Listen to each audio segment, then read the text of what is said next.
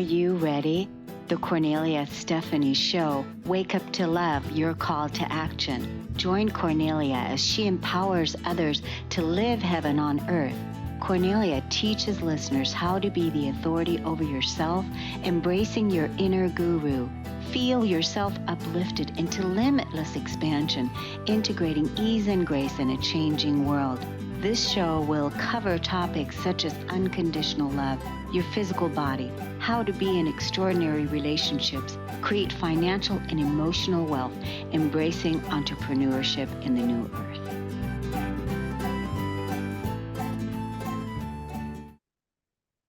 Hello, everyone. Welcome to the Kornelia Stephanie Show. It's Friday, Stories of Hope, and we are here to inspire you. So many people around the world, so many people are experiencing life changes. I mean, whether it is in your personal life, in your job situation, in your relationships. And what we want to do here with the Stories of Hope is to inspire you to keep going and follow your heart's guidance, what you are being called to do, what you are being called to release and let go so that you can really live in your authentic nature. That's the thing. And that a lot of times when we are in challenging times, we always perceive it as something bad or it's horrible or all the things because there's a lot of pain that we're feeling in releasing the losses and releasing the relationships and releasing the things that we're no longer in alignment with in who we are becoming. So my first guest today, she is a life coach, a transition coach, and she is here to tell us about it. She's actually in Spain right now. It's about 9 p.m. there. And I always am amazed when I meet people from around the world that will come at, our time zone here, Pacific time, and then meet their time zone, and then here to inspire us with the changes that they've made in their life and how they're helping other people.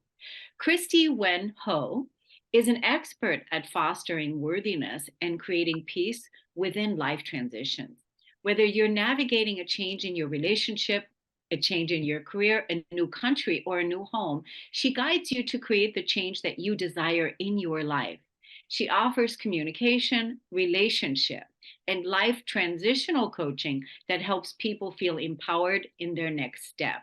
Christy has broken the barriers and defied the odds to create a life for herself overseas after coming to terms with a painful betrayal and heartbreak. Welcome to the show today, Christy Nguyen-Ho. Thank you so much, Cornelia. Thanks for having me.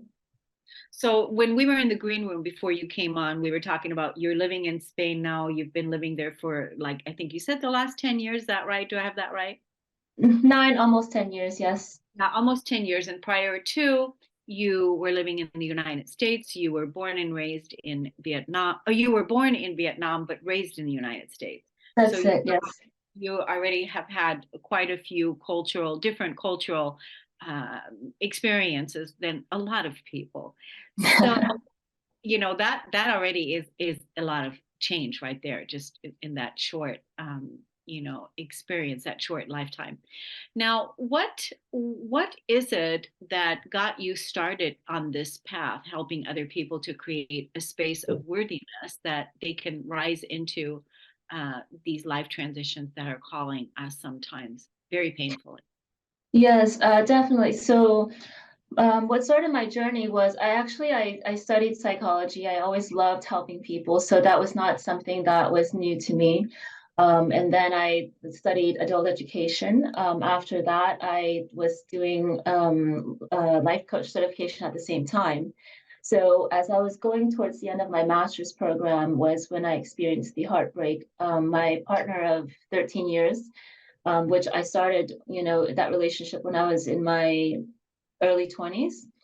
So I spent over a decade with this person. And, as I was so close to finishing my degree, he had infidelity and he had gotten another woman pregnant.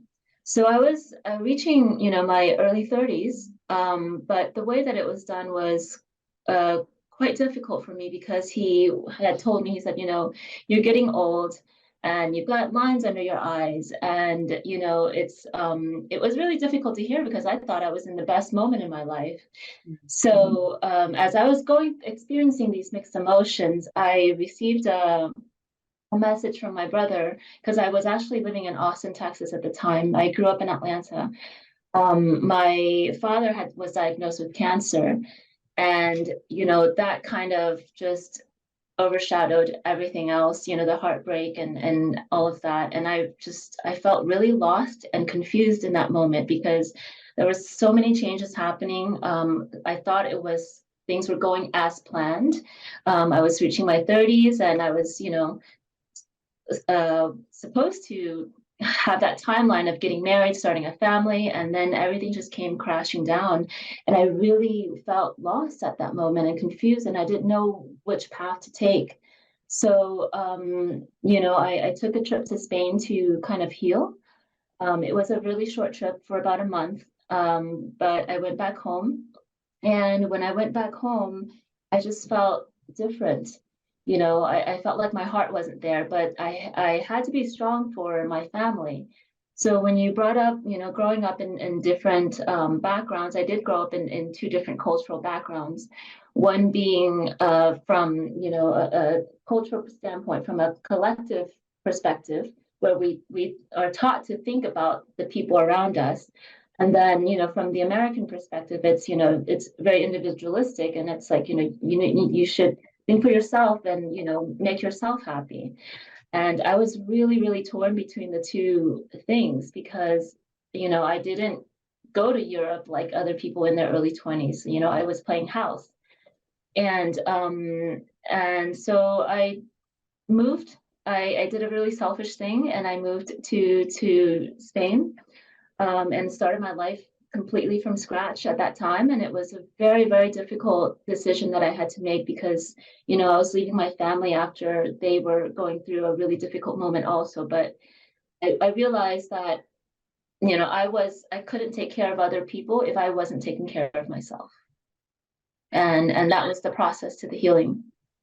Yeah.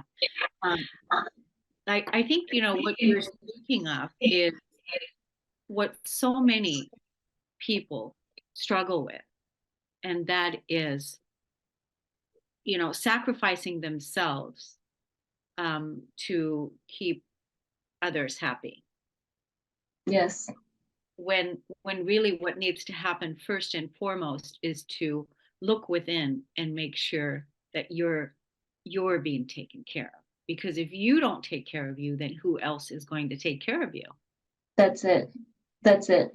And and in that aspect, I mean, I went through the next 9 years of my life trying to figure this out, and I was helping other people in their life, but within myself, even dating and going through all that process, starting again, it was very scary. And it was, I was looking. I thought I was looking for the one, but I needed to be the one first, and I wasn't. I was thinking, because I had a message from my ex that was constantly, you're not good enough, you're not good enough. And so I was wanting someone to say, hey, you're good enough, but I wasn't feeling that, so I couldn't expect that from someone else. So nowadays I do the same for my clients. I help them to uncover that piece, uncover that block of whatever it is that's holding them back. And it starts with mindset. I think it starts with ourselves. We always try to look for something outside of ourselves, but it actually starts with us, and you have to kind of figure out where that stems from.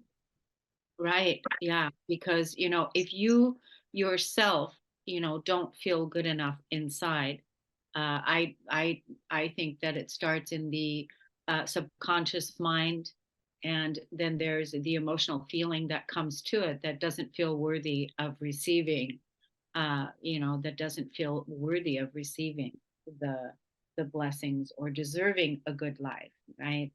Yes, And so I think it starts there in the subconscious that has been, a condition that we were conditioned by when we were young and vulnerable, and now, because if you don't yourself find your own worthiness, then like you said, you're always going to be looking for something outside of yourself to validate it. And but no matter what, you can never find it because you have to give it to yourself. Is that what you found? That's it. Yes. And I mean, I think the change process is also very difficult. I mean, not only looking at myself, but, externally, because I didn't know how to ask for help. Being an Asian American woman, we're not taught to seek out help. And so I think that piece was very hard for me to do. I didn't want to burden myself with, to anyone. So I kind of had to learn how to navigate, this transition by myself. And I had a friend tell me, at a certain point, they're like, Christy, look at how much you've accomplished, look at what you've done in your life. And so, that in itself is worthy. And you are more than worthy. And it's so true. I think that we forget when we're going through a lot of changes and transitioning, in difficult moments, we tend to forget the journey that got us there. And I think that is also important to kind of reflect upon, so that in anything that comes in our way, I think that knowing that we're strong and we're capable will help us into that next steps. So, and I made a big change in my life in terms of, moving countries, but it doesn't have to be that big. I have a client of mine who, she's in her 50s, she overcame cancer, and she was telling me, she says, I don't feel like I can get another job, because she had to take some time off of her previous job, and eventually she was let go. So she's like, it's, the job market now is for the young people. And, and so it's that self-worth piece. But as we were working together, she was telling me, she's like, I don't feel good. I don't feel like I'm young. And, she wanted to cut her hair, and she associated that haircut with the cancer. And so, as we were talking about this, I told her, I said, you don't have cancer anymore. You've beaten that, and the next thing you know, she went and she saw me the next session, and her hair was cut, and she felt so good, and she was radiating with confidence. And so change can be just something as simple as that, but it's about trying to uncover that block from, helping the person to move forward. And I think that's so important. It's so Yeah, important. It doesn't. absolutely. Absolutely. I think, it doesn't have to be a big change, because sometimes it is a big change that comes all at once, or there's many things that come all at once where it can seem really overwhelming. But really, when we reflect on it and think about it, it really has been, whatever you believe in, God, source, the universe, whatever, has been trying to get your attention for a while, and maybe you weren't paying attention. So then when a small change comes, something subtle comes, or something that is requiring a deeper reflection of your authentic truth, which is I am worthy, Mhm. That's it. right? That then you can, start moving towards that direction, because we've lived everything that we're not, and now we're living everything that we are. So That's it's it. right. So I'm curious as to why you chose Spain to go first, because you went on a little trip. You were gone like a month. And so Mhm. why did you choose Spain? Oh, well, it's a super long story, but I can make it super short. So in my life, as I told you, I never asked for help, and I had never been helped, because I was always the person that was trying to help others. And so when I came here, I've only received kindness from the people here. And one evening, one night, I had gone. I was lost, and an older man had helped me. And of course, in the States, we don't ask for help from strangers. But he really went out of his way to help me, and he made sure that I was safe, to find the place that I was staying in. And I asked him, I was like, how can I thank you? And he said, nothing, just love my country, have a good time here, and come back. And that always kind of stayed inside of me. When I went back to the States, I got the career that I wanted. I worked so hard for it, and my heart wasn't there. So I just decided, I want to come here and help people here, and help people in general. But I wanted to try to kind of give back in some way. That's a beautiful. That's a beautiful story. I love that this man, supported you and helped you. But it sounds to me like what you did going to Spain, everything that you've gone through has really been claiming your own self-worth through, your experiences, and now you're helping others with your own journey in empowerment. And like you said, you like creating peace with life transitions. That's So it. well done you. Well done you. Thank you. And the story does have a happy ending because although it started with heartbreak, because of my journey, and I found the person that was just perfect for me. And I think that if I hadn't gone through everything I went through, I wouldn't have appreciated this, as much as I would have.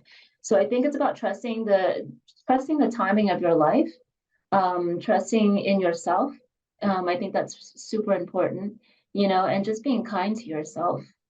Yeah, those are key people. Those are key pieces because people usually judge themselves or make themselves worthless or feel bad just because they're going through the hardest times in their life, or they haven't found that peace yet. So you help many people. How do people get in contact with you on social media?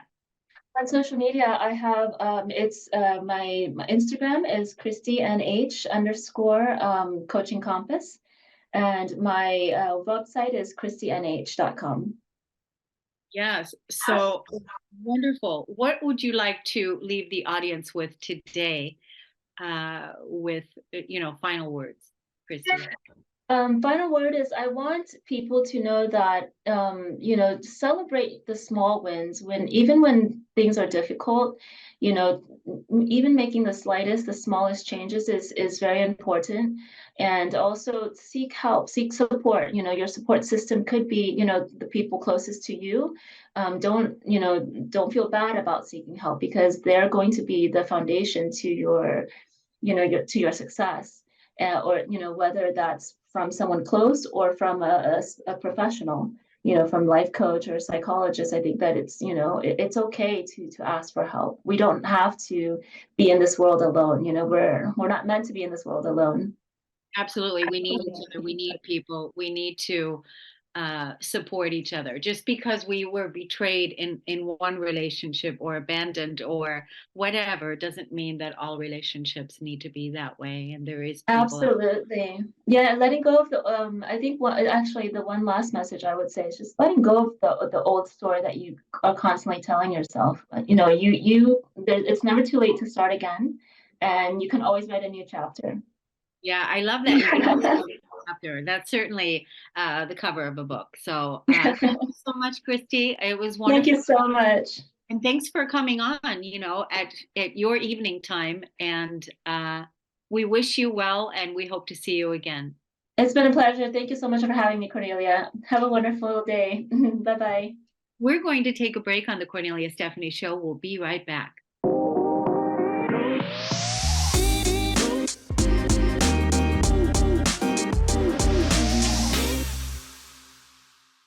Welcome back, everyone, to the Kornelia Stephanie Show. I'm going to introduce you to our next guest. I love it when right away we hit the subject. And one of the things that James Gray Robinson had was a nervous breakdown. He had a nervous breakdown that got him to really start exploring what's going on in his life. He's going to tell us about that. But let me tell you his background. He was a third generation trial attorney specializing in family law for 27 years in his native North Carolina. He was burned out emotionally, spent practicing law. He quit in 2004 and spent the next 16 years doing extensive research and innovative training to help others facing burnout and personal crises to heal. Through the manipulation of energy, James helps his clients heal so that they can achieve their ambitious goals and feel whole again. Welcome to the show today, James. Thanks, Cornelia. It's a pleasure to be here. So, right away, when you said in the green room that you had a nervous breakdown after being very, very successful, making a lot of money, and being living the American dream, basically. But pretty Um, much, I was the poster child of success. okay, so you would say you were like massively driven. Well, being a third generation is kind of a lot of pressure. So, everybody expected me to be good and be successful. And the problem with it was that uh, that does put a lot of pressure on you, and it brings in. I'm not sure whether you're familiar with the terms perfectionism and imposter syndrome and other negative thought patterns that people have that they struggle with, and they being good is not good enough. Being the best is not good enough. You have to do it better than everybody else, and then do it better every single day after that. So I was top rated by my peers. I was asked to speak at a lot of functions. I was award winning. And so you would, from the outside looking in, it was the American dream. I was, making, I'm embarrassed to say how much, but I was making quite a bit of money, which many people use as a crutch to hang on, to say, well, the money's worth it. So why should I do anything different? And the problem with it is that when you are doing something that you really don't want to do, or if it's really stressful, or if you're experiencing what I call the PTSD drip, which is low level trauma on a daily basis, your brain chemistry is working against you. And I've done a lot of research into the neurobiology of stress and burnout because it has a lot to do with the phenomena. Because our body is hardwired, we're genetically engineered to stay alive. And when you're under constant stress and anxiety, your brain will basically, after a period of time, just shut down. That's a survival mechanism. When you're pumping cortisol and adrenaline into your system on a daily basis, at some point, your brain just said, that's enough. Because it recognizes, even if your conscious mind, and it's not a matter of willpower, it's not a matter of being weak or strong or whatever. It's just your chemistry in your body will not allow you to go past a certain point. And my experience was, and after 27 years, my body just shut down. I could not think. I was terribly depressed, and had all the earmark signs of withdrawal, isolation, everything, all the symptoms of burnout. Had you contemplated suicide? No, I never got that far. But the thing was, is that I was what they call white knuckling it. I was just, I just felt like if I hung on long enough, that something would change. And what changed was my body's defense mechanism, the survival mechanism, kicked in and did what it was supposed to do. And that's what happens when your brain chemistry reaches that point, that tipping point, where it's been subjected to adrenaline and cortisol long enough. Your frontal cortex actually shuts down as a survival mechanism. And so you basically go into a fetal position, and you can't get out of the house, you can't do anything. And So so that must have been real. I find that hard for anybody. I also find it really hard for men because again, the driven part, the masculine energy of achieving success and really, pushing forward out there in the world and keeping that status quo going and that whole thing, and then ending up in a fetal position, feeling depressed. Um, like that must have been like really hard to deal with. Now, Well, did let me you? add one other thing that makes it even more poignant, and Okay. that is my senior law partner was my father, Oh, who was a like a one of the most successful trial lawyers on the East Coast for many years. and he couldn't understand what you're going through. No, Not. he thought it was just a matter of willpower, and he tried to encourage me in his special way. He was a graduate of West Point, so his version of encouragement was not not the most kindest thing in the world. But the thing is that uh, when you're in that situation, it's not something that you can just change your mind about. The neurobiology is uh, pretty. Uh, it comes to an end, and your neuroplasticity basically stops. You go into full freeze mode, and it's impossible there's no way that you can get over that and jump back into the fire. You just have to choose a new path. And I just said to him that I couldn't do it anymore. He could not understand that. And so we had a very difficult relationship for the next 15 years. So, he was my father, and I know he loved me, but he just could not understand why I couldn't be the kind of lawyer that he was. So I just went on a journey of the soul and tried to find out what happened to me. That's when I found out about neurobiology and chemistry and why it happened. And then I got more into the spiritual side of things because I wanted to understand, how do I build on this? How do I make this a positive experience? How do I, use this as a stepping stone, as it were, to something greater? And so the one thing that I never lost was hope. I knew on an instinctive level that there was something better for me in my future. And I went looking for it. And so I lived with spiritual leaders. I was in the inner circle of 3 different international well-known spiritual gurus, and got to learn a lot about healing and about relationships with whatever you want to call it. I call it the soul. And that is something that we are also hardwired for. If you don't know what that is, just imagine the first thing that a newborn baby feels and sees and thinks when he draws that, or she draws that first breath. It's total innocence, it's total trust, it's just total awe, and it's a incredible feeling. And that's what you feel like when you are connected to your soul or God or the universe or whatever you want to label that force in the universe. It's just, I went looking for that.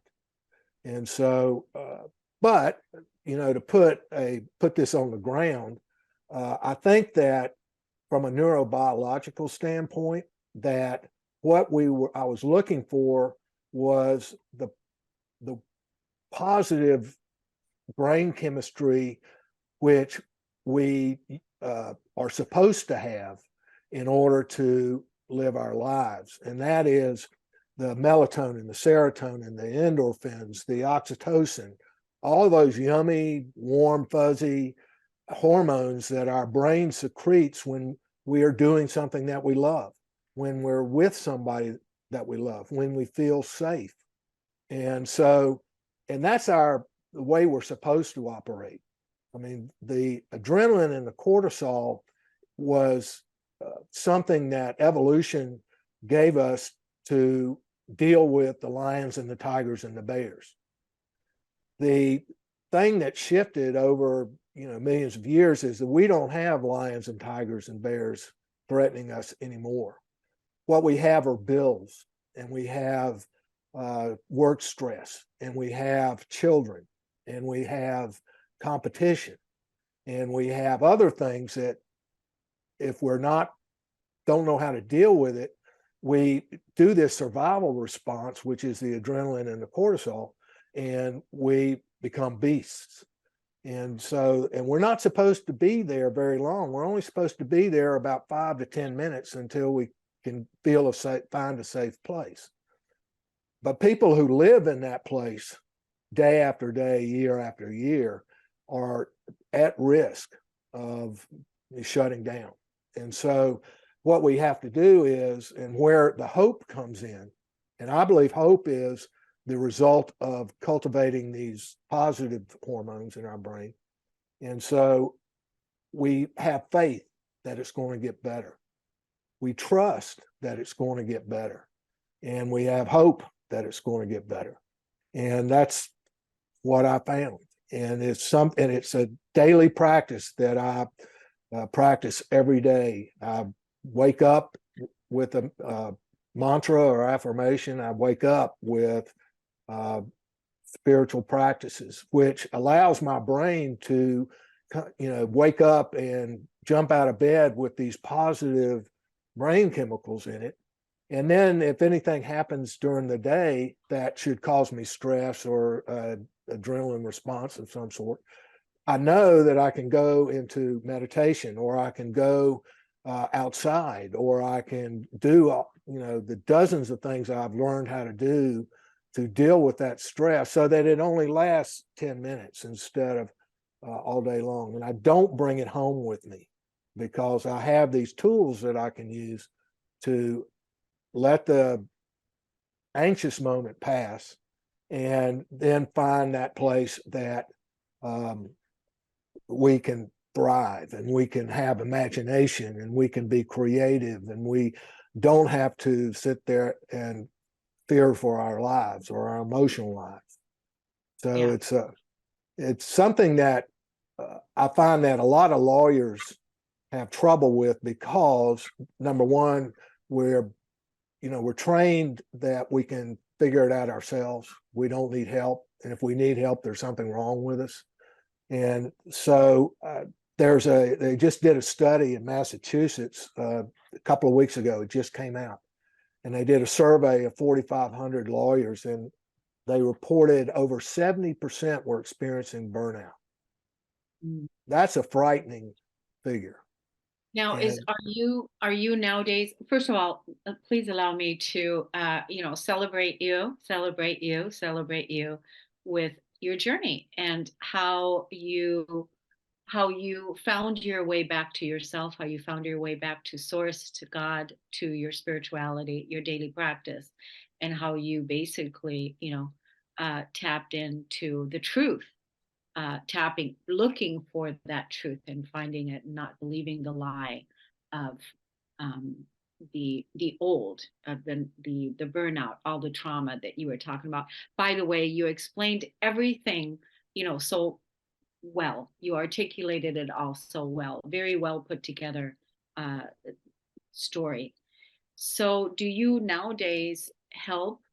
Are your clients the lawyers? Primarily, that's my focus. I don't want anybody to have to go through what I went through. Yeah. That's totally counterproductive. But the thing is that along the way, I should mention that, and I don't know whether there's any connection to what I'm doing or not, but I had 5 near-death experiences. Wow. I kind of joke that I'm a slow learner, but the thing is that these experiences help me experience my soul, is the way I put it, but experience an awareness or a consciousness that had nothing to do with my body or my thoughts or my emotions.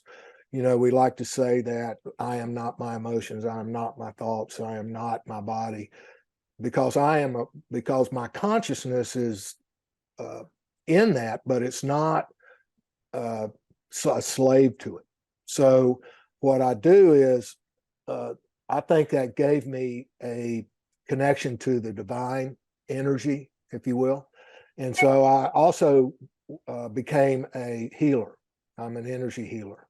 And so I've incorporated that into my coaching practice, and that has had its amazing, miraculous results. I used to go around the world doing healing clinics, and it was, really enjoyed that. But what I discovered is that even with energy healing, people who don't want it are stronger than me, because I can't force somebody to heal if they don't want to heal. And so I started asking myself, well, what is it that would prevent somebody from wanting to be healing? And, why would somebody reject that? And so I had a lot of training, probably should get a doctorate in this stuff, but it's about, how do you get down to whatever it is, the number one that's causing the illness, and number two, they're rejecting the healing. So I've got a dozen master certificates in all kinds of coaching modalities like neurolinguistic programming, hypnotherapy, and trying to work with the subconscious mind to find out why this problem is there in the first place. And what I've been able to do is put this all together so that I can help people come to a place where they'll accept the energy, and then the energy takes over. Well, So James, I just want to say, what you've done is absolutely extraordinary. How you've put it all together, how you're helping people now that you are an energy healer, a speaker, and a coach, helping people so that they can have an easier path. I mean, your near-death experiences, would absolutely love to have you come on another show to talk about those. But right now, we're running out of time. I want to be able to let the audience know where they can find you on social media. Well, I'm on Facebook, and James Gray Robinson. You can find me, you can email me at james@jamesgrayrobinson.com. I also have a website that is focused for lawyers, but it's for everybody. It's lawyerlifeline.net. Okay. And that talks more about, now I've got a new website coming called awakeningmastery.com. It hasn't been launched yet, but it will be in the next couple of weeks, where I'm offering the full menu of not only energy healing, but coaching and therapy as well. So it's, because I have something for everybody. Yes, you do. It sounds like you do. James Gray Robinson, thank you so much for coming on. We definitely want to have you on again. We want to take a break on the Kornelia Stephanie Show. We'll be right back.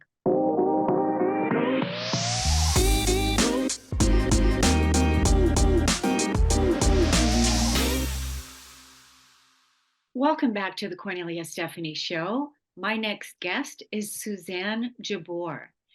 Suzanne is a grieving mom who has found meaning in her loss through opening up conversations about grief, how it really works, and how we can support people experiencing it.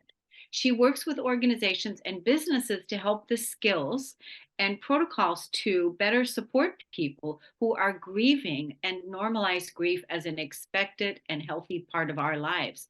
Amen. She also works with grievers to chart their unique grief path. She's a transformational coach and workshop leader and a certified grief educator. Welcome to the show today, Suzanne. Thank you so much for having me. I really appreciate it. Oh my God, this is so great what you're doing, that I don't think that there is a better time than now, 2023, the next 10 years, is to make grief normal. Yeah, it's a huge issue right now, especially, we've all had 3 years now of loss after loss after loss after loss. And one of the things that worries me about that is, in this rush back to normal, quote unquote, which is a whole different episode, we're bypassing all of those emotions that we've stuffed for 3 years and not let ourselves feel, about losses big and small. And I think because we kind of have this weird hierarchy of losses, and so many people have lost loved ones or multiple loved ones, that it makes us hesitate to really grieve the things that we've lost that maybe aren't a loved one, but are, our sense of how the world works, like on an existential level. Like, we're all in a spin about, I don't even understand how the world works anymore. And down to really practical things like graduations and ceremonies and vacations and concerts and whatever we all did to fill our cup was taken away from us for a time. And so even though now we can go back to those things, be it, museums or galleries or theater or pickleball or square dancing or whatever it is, we can go back to all of those things, but we haven't grieved that we lost them in the first place. So good. So we're all in this mess together and we're not talking about it. And that for me is really worrisome, because our backpack of loss and unexplored emotion is just getting heavier and heavier and heavier. And as a collective, I think that's what we're seeing when we're lashing out at each other and when we're acting out, is because we're overwhelmed and we don't know what to do. Yeah, this is so true. And that's why I'm saying this couldn't be a better time with the work that you're doing. And so I really support you for that. One of my ideas was a few years back that I wanted to have a t-shirt that said, I'm grieving. And right, because at any point in time with any of the losses that you were talking about, I'd like to get into it in a few minutes with you. Like, let's talk about like what some of the losses could be, and how could that actually manifest in the body if we don't talk about it. But anyway, I wanted to have a shirt that says I'm grieving, so that as I'm going through my grief, that if I go to the grocery store and I have on the shirt that says I'm grieving and I'm going through the checker line, that the checker can look at me, and rather than seeing the grief on my face, which sometimes people internalize that as there's something wrong with the checker, it's not you, it's me, right? Because I'm grieving. And then right away, that person can have compassion, maybe, for, oh my gosh, I'm sorry, what happened? Or it can be a connection, it can be a conversation starter. So feel free to start the t-shirt line and I'll buy it from you. I just haven't had time to do it, or, whatever. And I do talk about that, because one of the issues is that we don't have a way anymore to outwardly express that we're grieving. So no one who is living their day-to-day regular life and thinks everything is fine can see that we need some extra TLC, right? We don't wear an armband. There's no wreath on my door. There's no ribbon around my tree. I haven't rended my garments. I don't wear black for a year or white for a year, depending on your tradition. In my culture, in my area anyway, we've left a whole lot of that behind. So then you're in the depths of despair, trying as best you can to just get through the day. And that poor cashier says, how are you? As they're, which is problematic at best, but when you're grieving, it just makes you want to scream. And you end that transaction with, have a great day. Well, you would never say that to someone who you knew was in grief, because both of those things are wildly problematic. So that fact that we have no way to signal it is actually a huge issue. And yes, everyone needs a shirt. Everyone needs a shirt, their color, their font. Definitely, it's something that we all should have more than one. And because, again, making grief normal, because the world is in so much change. We're going through this huge evolutionary process right now. The world, that nothing is the same, nothing will be the same. In 3 years from now, we won't even recognize the things that have taken place. Think about 3 years ago, we couldn't believe it, what's happened in 3 years, right? So the next 3 years, it's like, so these are, we could be just one piece of grief could be, we're grieving the loss of a dying world. Yeah, 100%. And we're living in a world where disruption is the norm, right? Weather disruption between peoples, disruption around, justice issues, that we're surrounded by disruption, and we're now connected on a global level. So, I was talking about this with someone the other day. When I was a kid, I'm in my mid-50s. So back in the day, when you would watch the news at 6 o'clock, all you knew of what was going on in the world was contained between 6 and 7. And now we see it around us all the time. So we are seeing the mounting losses and the mounting disruption, and we feel that. Like, as a grieving mom, when I hear about another school shooting or another tornado or another tsunami or that the war continues, all I can think of is all those parents who are missing their children. And that hits me every day. And so the fact that we're holding that collective grief of the world, on top of our own grief that we're not acknowledging, no wonder we're in a hot mess. Because a lot of times too, everything 1,000% to yes to what you said. We're also empathic. So even though we may not even be watching the news, but we certainly can feel the collective. Everybody, I want to say, has PTSD right now. Everybody right now is in grief in one form or another. And we don't give ourselves the space and the time that we need in order to grieve and in order to talk about it so that we can really, like you said, acknowledge it. I experienced this personally. I mean, I've been working. I work with people with their emotions all the time. This is something that I've been doing for the last 12, 13 years, maybe more. And but the thing about it is last year I personally have experienced some losses myself, and little did I know, the emotions started building up around my heart. The emotions started building up in my lung, and it really did. It really did knock me out, so that I could see it. Because really, that emotion gets stored somewhere if we don't acknowledge it, talk about it. We're not talking about going to therapy and talking about the same issue for 25 years. We're not talking about that. We're talking about really putting voice to your sadness. Yeah. Yes. What, And it's a conversation. what hurt you? What hurt you? Yeah. And this is a conversation you can be having around the dining room table. Like, it doesn't need to be in a formal setting.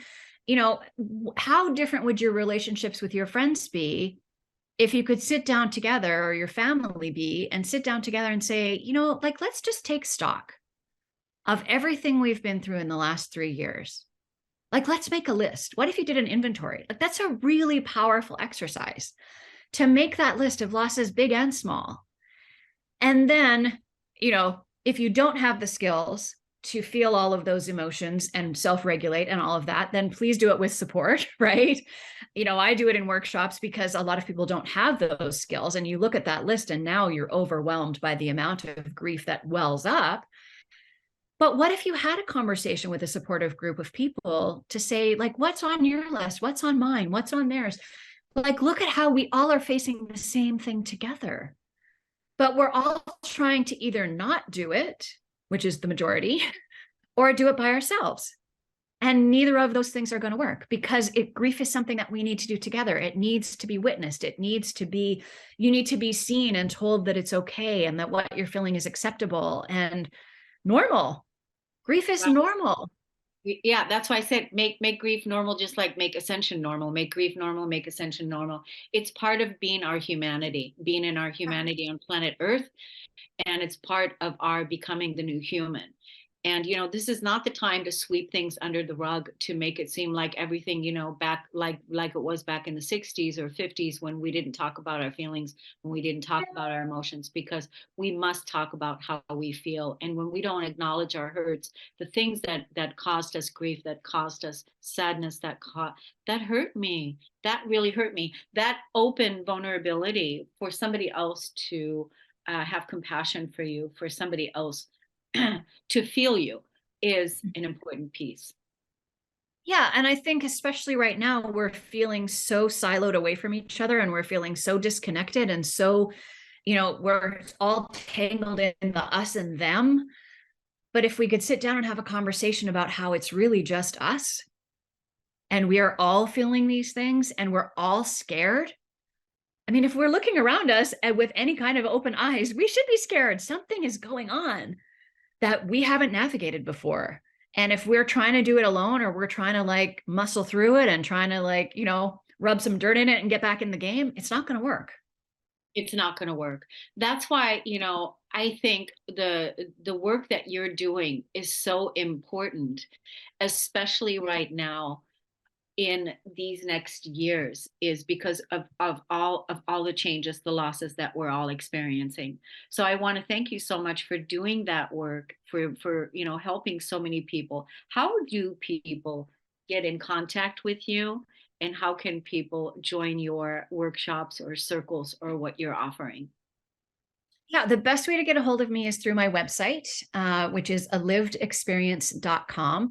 And that's the best way because it's a one-stop shop. So you can link there to my social media handles, pages, whatever.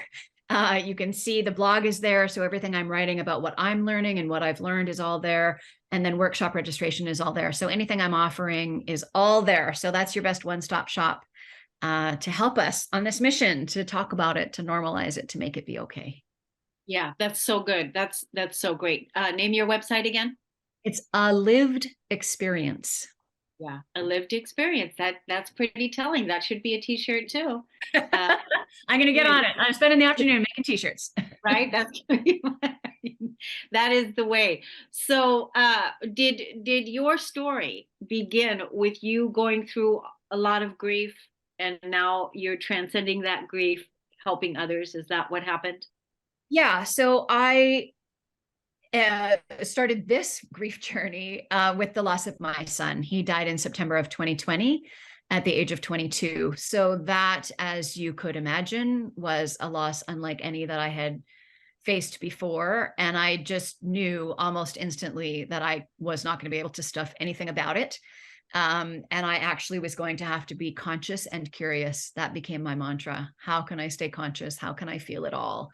And then how can I be curious? How can I, in the early days, you're curious about how on earth do I breathe, right? While I'm laying in a ball sobbing. And then I became curious about, how do we better support each other? Why do people disappear from your life? Why are we so scared? Why don't we talk about it? So now I have so much curiosity. Yeah. So that's where it all started. And I think most of us come to our calling from our own, from the trauma experience, right? From our own, the thing that happens to us catalyzes us into some bigger expression of who we really are and who we're meant to be. So that's what happened. I'm sorry for your loss, your son. And I can't imagine, but I did have two friends, one client, one friend that lost their son to suicide. And in 2021, 2022.